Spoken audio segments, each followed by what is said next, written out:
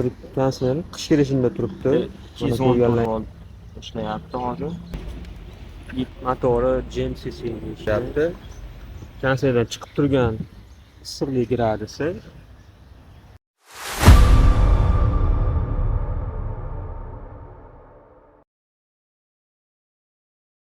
Assalomu alaykum aziz obunachilarimiz. Bugun Star Series jamoasi bilan birgalikda Premier konslerini bozorlarda hozirgi kunda bu konsler $300 sotilyapti ekan. Shuni qanaqangi ishlashini sizlarga ko'rsatib beramiz. Mana ko'rganlaringdek, bu konslerda qo'shimcha teni ham bor ekan. Buni videolarimizda ko'rsatganmiz.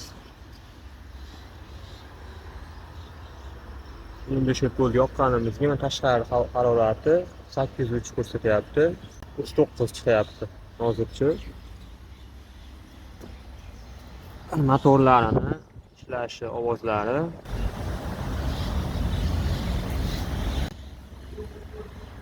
ulab qo'yganmiz.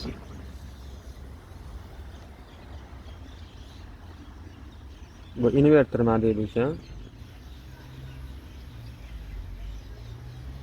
Sizlarga ham qanaqa konsler qiziq bo'lsa, kommentariyga yozib qoldirsalaring, o'sha konslerlarni shunaqa qilib ishlashini ko'rsatib beramiz. 7 amper ko'rsatyapti. Teni bilan qo'shimcha ishlayapti hozir. Ozgina ishlagandan keyin kutiluvchi o'rtadan tentini o'chirib qo'yamiz. Endi ko'ramiz. Mana shu yerda tenni o'chirib qo'ygan tenti belgisi. Mana shu knopka bilan tentini o'chirib qo'yasizlar. Chekitsak, ichkarasi chiqib turgan tentdan tashqari ko'ramiz. Tentni o'chirishimiz bilan masalada ampera ham pasaydi, to'g'ri tushdi.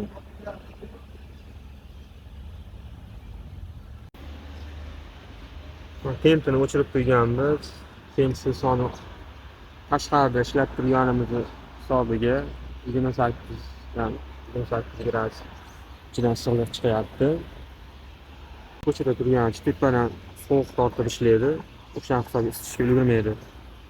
Xonadonda ishlatsangiz bu ancha ko'tariladi. 1 kilovatga yaqin ishlatyapsiz. Xo'p. Mana ko'chamiz harorati 7 gradus ekan.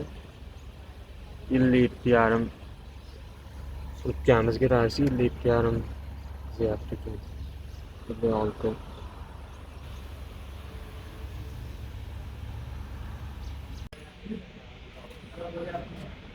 Tashqi tomoni.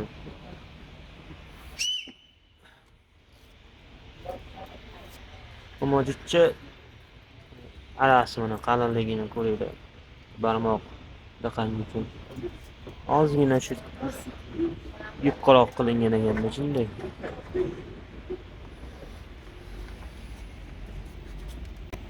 Motori GMCC deyishgan.